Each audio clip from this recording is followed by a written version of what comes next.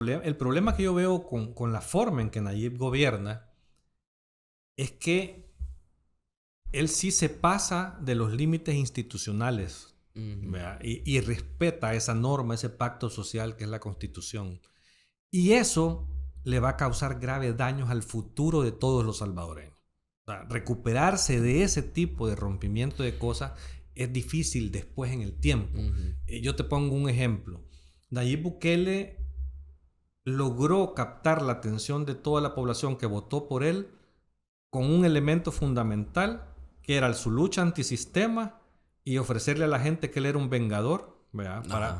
Para vengarse de esos malos que estaban en el gobierno porque eran corruptos. El dinero alcanza cuando no se roba, ¿verdad? Ladrones, corruptos, o sea, nosotros somos diferentes, nosotros no vamos a robar.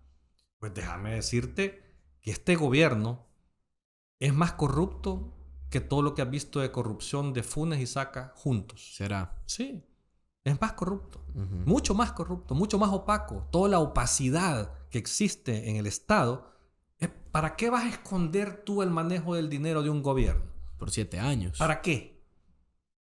¿Cuál es el sentido de ocultar cómo yo gasto el dinero público? Sí, no tuviera. Solo es para robar. No hay otra respuesta. ¿Y qué es lo que pasa? Este gobierno, aparte de desmantelar toda la institucionalidad de transparencia de este país, porque antes la había, o sea, tú conociste los casos de Saca, tú conociste los casos de Funes, fueron procesados, hay presos, se han ido contra ellos el Estado y la justicia. ¿Gracias a qué? A la institucionalidad de transparencia y rendición de cuentas que había en este país. Si no, jamás hubieras podido procesar a un presidente de la República. Sí. Entonces había y existía y se respetaba.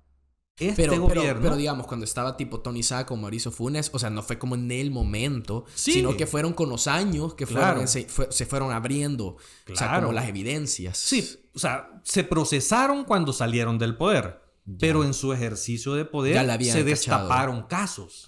Muchos casos de corrupción gracias a las leyes que habían en ese momento.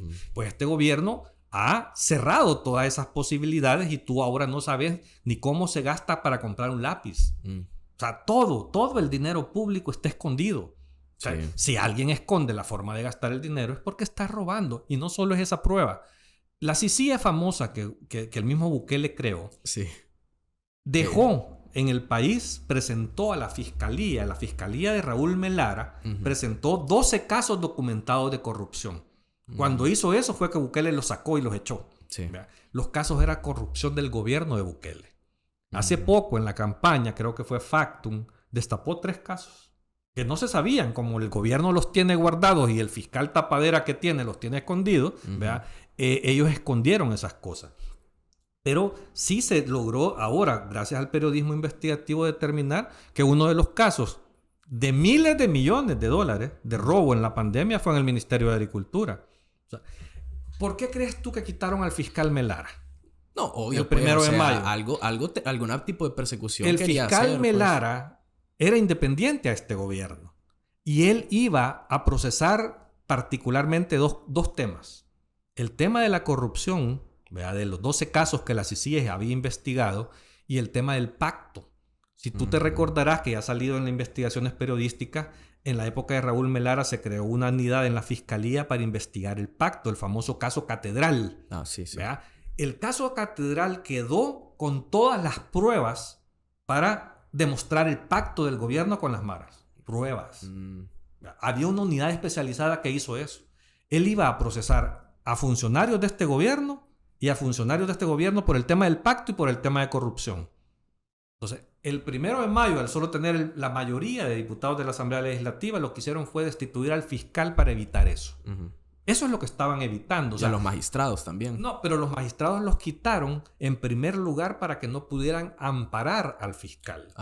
Porque el fiscal, como lo destituyeron ilegalmente, ¿verdad?, podía irse a la sala de lo constitucional, que no la controlaba Bukele, y ellos lo podían amparar y lo iban a restituir. Entonces iba a venir y procesarlos y a meterlos presos.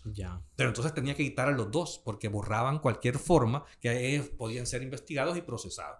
Eso es lo que pasó con esa destitución del 1 de mayo de hace 3 años. Ese era el objetivo de este gobierno, era ocultar su corrupción y ocultar el pacto. Entonces, ahora ya no, ahora tenés un fiscal afín, ahora tenés control absoluto de las instituciones, has desmantelado la institucionalidad de este país, entonces nadie sabe nada. Por eso es que es difícil evidenciar la corrupción en este momento.